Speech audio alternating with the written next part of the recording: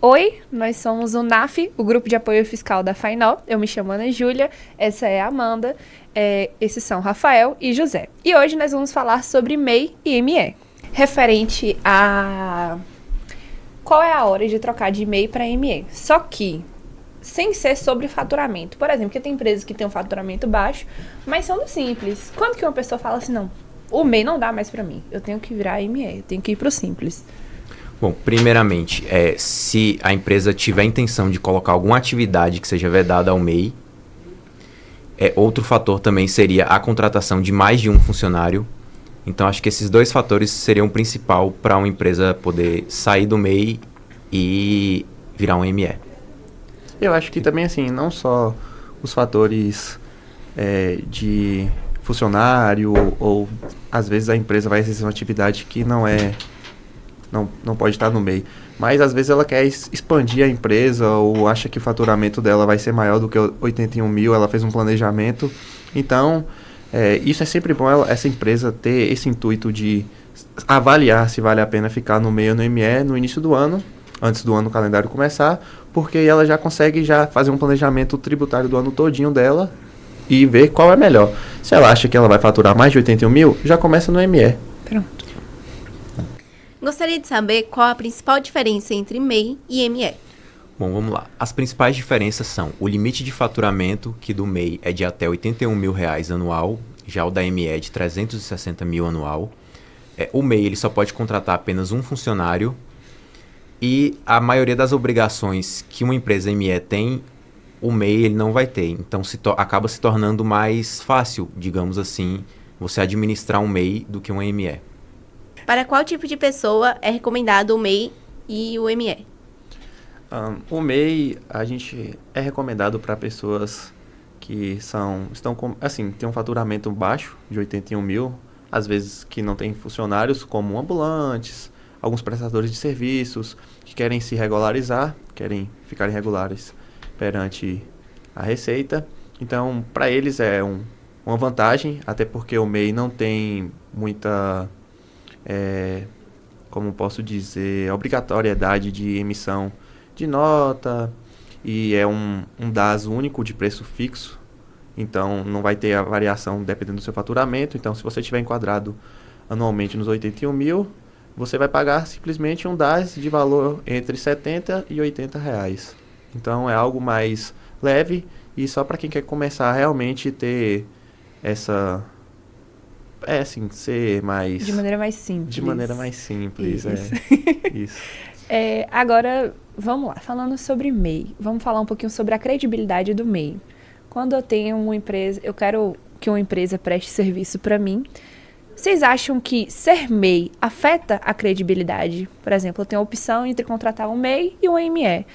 Isso afeta a credibilidade do MEI por ele ser MEI? Você acha que naturalmente as pessoas escolhem mais ME?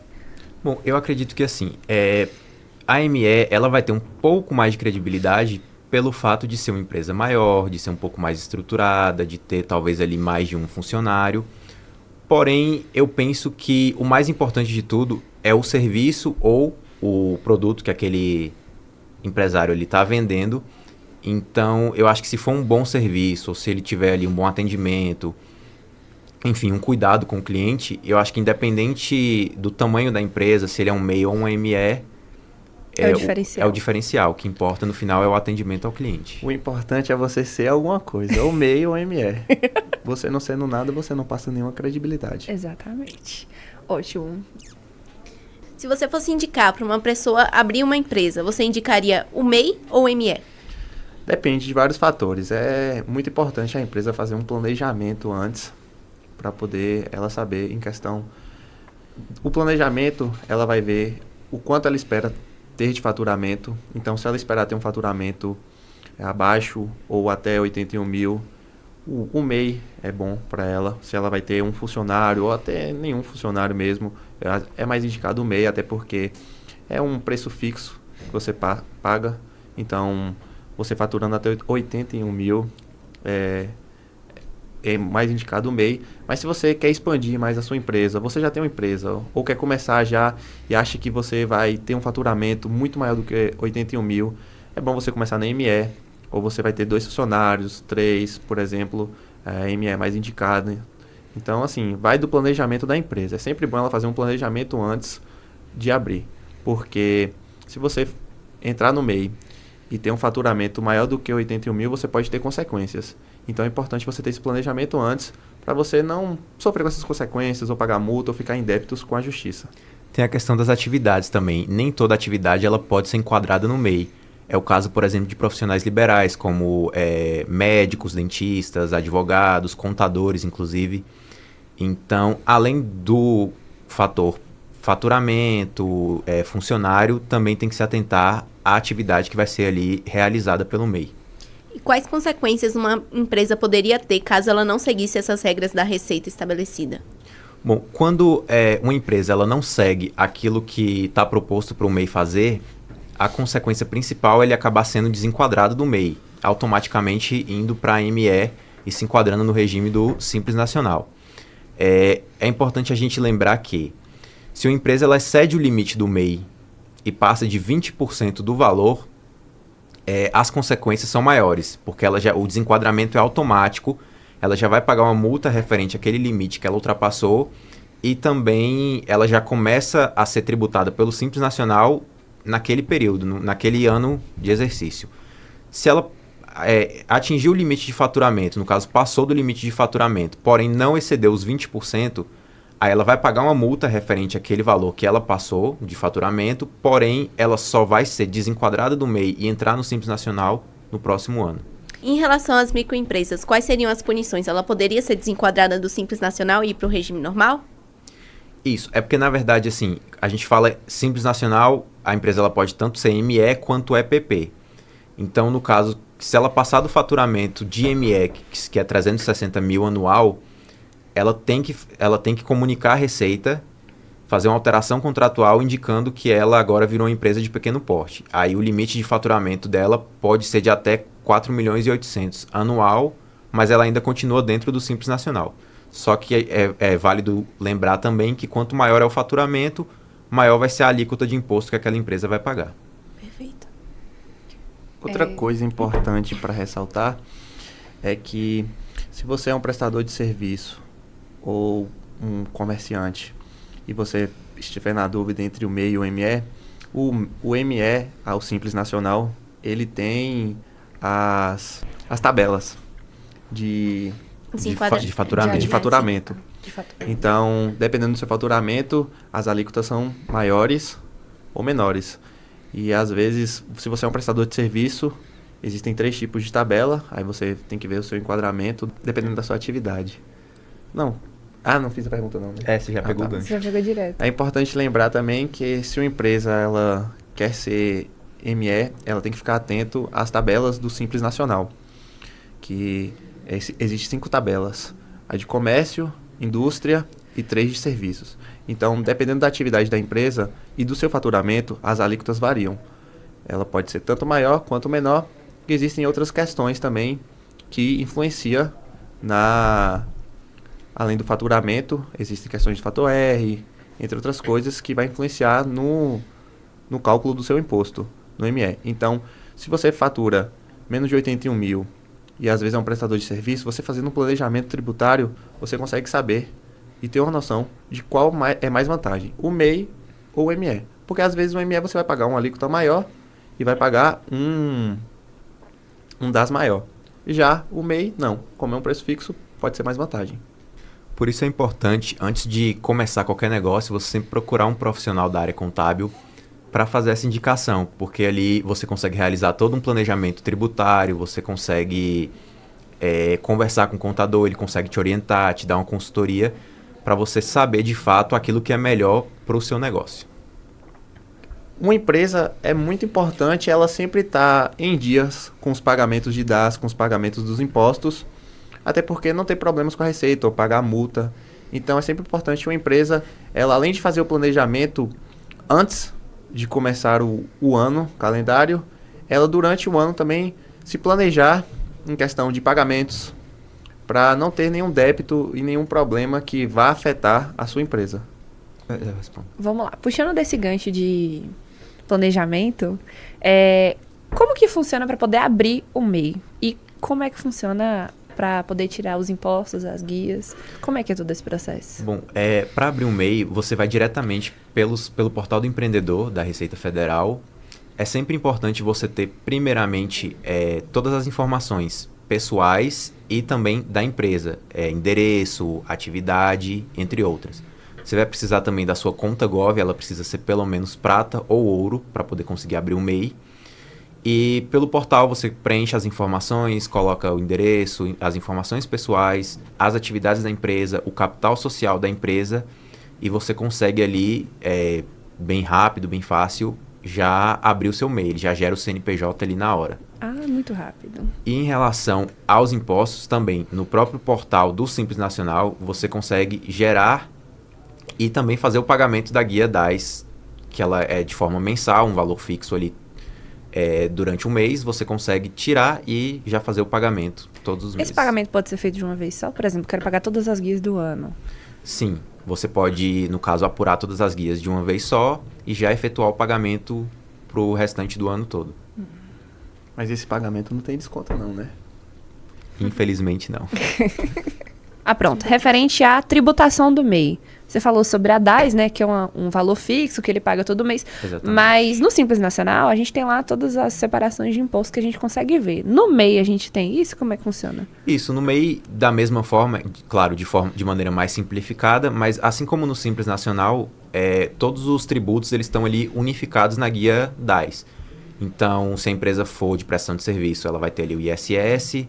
Se a empresa for de comércio, ela vai ter o ICMS, assim como também o valor referente à Previdência Social, né, o INSS.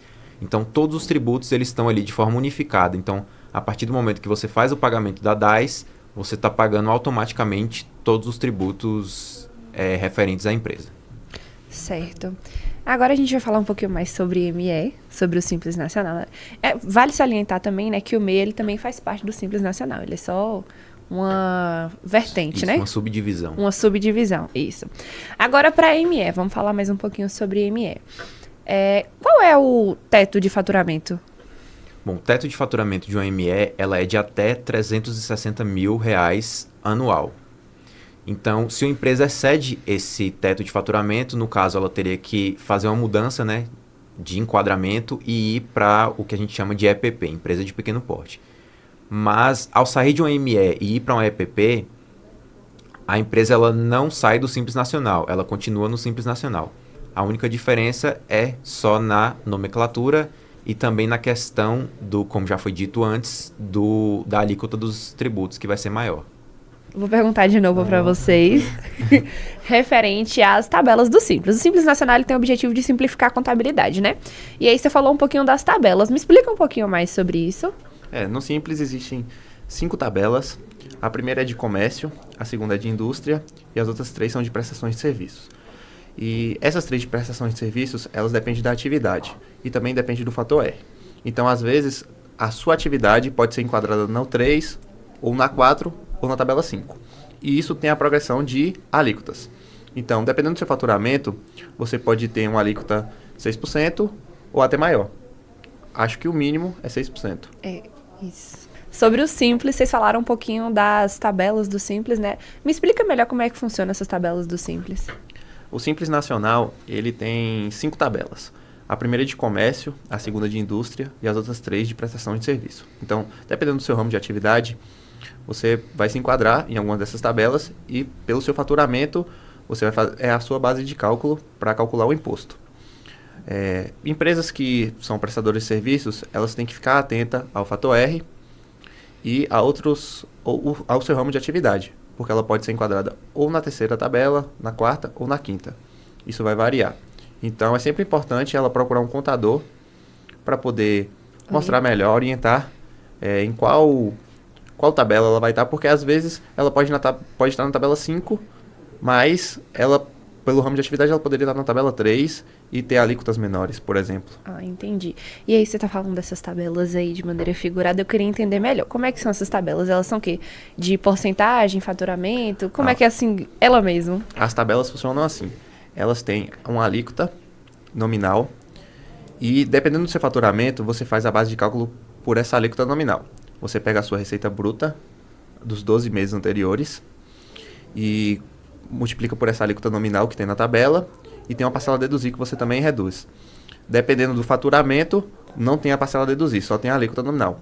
Com isso, com esse cálculo, você acha a alíquota efetiva e você aplica no seu faturamento mensal. Com isso, você descobre qual é o valor do imposto que você tem que pagar no mês. E também nessa tabela, ela mostra a porcentagem de cada imposto que você paga, do ISS, ou ICMS, né, dependendo do seu ramo de atividade. Então, você sabe o valor do seu imposto geral e também você consegue saber quanto você pagou de cada imposto separadamente. Por isso é importante, igual já foi dito antes, sempre fazer um planejamento. Porque a partir do momento em que você tem ali uma ideia de qual vai ser seu faturamento, você também consegue saber qual é o valor do tributo que você vai pagar no Simples Nacional. Então, é sempre importante, a gente já falou aqui mais de uma vez, mas vale salientar que é sempre importante que o planejamento, acima de tudo, tributário, deve ser sempre feito antes de começar qualquer negócio. Até porque não é porque você está no Simples Nacional que é simples. Vamos começar a falar sobre tributos. O que você paga durante o seu dia a dia que você não vê? Vamos primeiro falar, né, quais são os tributos que aparecem pra gente, quais são os principais que eu devo me preocupar. Bom, vamos falar sobre os principais tributos que estão em vigor no nosso país hoje em dia. O primeiro deles é o ICMS, né, que é o Imposto sobre Circulação de Mercadorias e Serviços. Bom, o ICMS, ele está em quase, se não todos os produtos que a gente consome hoje em dia, né, em alguns serviços também, como é o caso do serviço de transporte. Então, por exemplo, supermercado, gasolina, entre outros, a gente, quando eu digo a gente, consumidores finais, a gente acaba pagando ali por toda a cadeia referente ao ICMS. Bom, além do ICMS, a gente tem também o ISS, que é o imposto municipal cobrado pelas prefeituras, que ele é referente aos serviços. A maioria dos serviços que é prestado, o ISS ele vai estar ali presente nesse serviço. Mudando de vertente um pouco, agora nós vamos falar um pouquinho sobre os tributos. Quais são os tributos que fazem parte do seu dia a dia e você nem percebe? Quais são os principais que nós temos? Bom, basicamente, os tributos mais presentes no dia a dia são dois, que são o ICMS, o Imposto sobre Circulação de Mercadorias e Serviços, que é um imposto estadual, que em todo lugar onde você compra uma mercadoria, esse imposto está presente. E tem o ISS, que é um imposto sobre serviço, que é um imposto municipal, cobrado pela prefeitura. Então, esses são os dois impostos mais presentes que temos no Brasil. Bom, vocês falaram, né, de ICMS e ISS, e aí eu gostaria de saber como que esses impostos, né, não ISS, mas outros ISS, impactam no preço final das nossas coisas que a gente compra, que a gente faz durante o dia a dia. Bom, no caso do ICMS, por exemplo, o consumidor final ele acaba pagando por toda a cadeia. Porque, por exemplo, vamos colocar uma situação hipotética. A fábrica ela vai fabricar o produto e vender para uma distribuidora. Já vai ter o ICMS ali. A distribuidora vai pagar, né, obviamente, o ICMS e o valor da mercadoria e vai repassar isso para um supermercado, por exemplo. O supermercado vai pagar o valor do ICMS, da mercadoria e repassar esses valores para o consumidor final. E o consumidor final, ele não repassa para ninguém, porque obviamente ele vai consumir aquele produto. Então, no final das contas, o consumidor final acaba que ele paga por toda a cadeia do ICMS. É o que a gente chama de imposto em cascata, né? Exatamente. É o imposto em cascata. Eu queria perguntar também sobre a questão estadual do ICMS, que me pega muito. Isso. Vamos lá. O que acontece? Cada estado ele tem sua própria legislação de ICMS. O que isso significa? Que cada estado ele vai ter sua alíquota própria. Então, aqui no Brasil, a gente vai ter 27 alíquotas de ICMS diferentes. Além disso, também tem a questão da alíquota interestadual. Então, alguns estados ali, quando faz a operação de estado para estado, vai ter uma alíquota diferente do que a alíquota do próprio estado. Então, o ICMS acaba se tornando um tributo complexo. Entendi. Nesse sentido. ISS é municipal, né? ISS, ele tem essa questão também, ou é todo igual nas cidades? Tipo assim, da Bahia, todas as cidades são iguais? Como é que é? Então, assim como no ICMS, o ISS, por ser um imposto municipal, cada município ele vai ter sua legislação própria de ISS. Então, vale lembrar também que a alíquota de ISS, ela não é única para todo o serviço. Então, vai ter serviço que vai ter uma alíquota maior, um serviço que vai ter uma alíquota menor. O que é padrão para todo município é a alíquota do ISS, ela não pode ser superior a 5%. Então, em todos os municípios do país, o limite da alíquota do ICMS vai ser de 5% sobre o valor do serviço prestado. Interestadual. Uma dúvida, Rafa. Se você compra uma mercadoria de outro estado e paga a alíquota interestadual, só que a alíquota do seu estado ela é maior do que essa interestadual, você paga essa diferença? No caso, quando você faz uma compra de mercadorias de outro estado, você não paga nem a alíquota interestadual e nem a alíquota estadual. Tem empresa que fale por conta de imposto? Não, nenhuma empresa ela vai falir por conta do imposto em si. Ela vai falir por conta da falta de planejamento referente ao pagamento de tributos. Já que a gente está falando de planejamento tributário, o que seria, de fato, esse planejamento tributário? A empresa, de fato, ela economiza tendo um bom planejamento tributário? Com certeza, o planejamento ele é muito importante para todas as empresas, porque você consegue organizar a sua empresa, o pagamento de impostos, reduzir, às vezes, esses pagamentos, né? Tem muitos benefícios que você pode ter com o planejamento tributário que ajuda a empresa a ter uma vida financeira saudável. E qual profissional eu devo buscar para fazer esse planejamento tributário? O profissional é um contador que vai fazer esse planejamento. Inclusive, segue o meu @, José Augusto. Inclusive, um exemplo que pode ser usado para explicar um bom planejamento tributário é a questão do ICMS. Até porque o ICMS, existe o ICMS substituição tributária e antecipação parcial. Você pode explicar um pouco melhor sobre isso, Rafa? Bom, o ICMS substituição tributária, como é popularmente conhecido, é quando o ICMS ele é recolhido, né, o imposto ele é recolhido diretamente na fonte. Ou seja, não tem aquela cadeia do ICMS, né? Então, A cascata que você falou. exatamente. Então, é mais comum isso acontecer na indústria. Então, a indústria ali, em determinados produtos, ela já vai fazer o recolhimento do ICMS por completo. E na hora de repassar isso para o restante da cadeia, o ICMS ele não vai ser calculado novamente. Então, tem muita empresa, por exemplo, que acaba pagando o ICMS Em duplicidade. em duplicidade, porque ele já foi recolhido ali na fonte. Mas quando o ICMS passa, né, de uma empresa para outra, a empresa que comprou a mercadoria ela acaba pagando sem perceber. Então, com um bom planejamento tributário, isso poderia ser evitado. E, assim, se você pagar esse ICMS em duplicidade, como eu posso prosseguir para poder recuperar ou não recupera esse valor? Então, bora lá. Bora fazer uma recapitulação aqui, né? Vamos trazer o que a gente conversou sobre o MEI e ME. O que é o MEI em suma, a ME, as questões da ME e do Simples. Então, vamos lá. Recapitulando aqui o que a gente falou. Então, o MEI ele tem um limite de faturamento de até R$81 mil por ano. Ele só pode contratar um funcionário e algumas atividades estão vedadas ao MEI. É importante lembrar também que o MEI ele vai ter obrigações acessórias mais simplificadas do que empresas mais estruturadas.